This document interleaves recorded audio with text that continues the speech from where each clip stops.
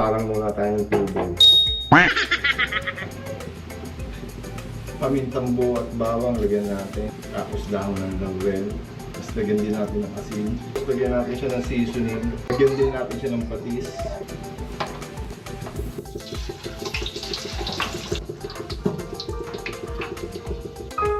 It was at this moment that he knew.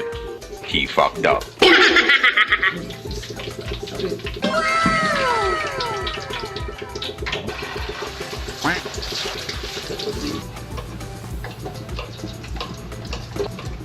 Gawa tayo ng sausawan. Tapos lagyan natin siya ng laurel. Konti lang, huwag masyadong maalat. Tapos lagyan natin yung brown sugar.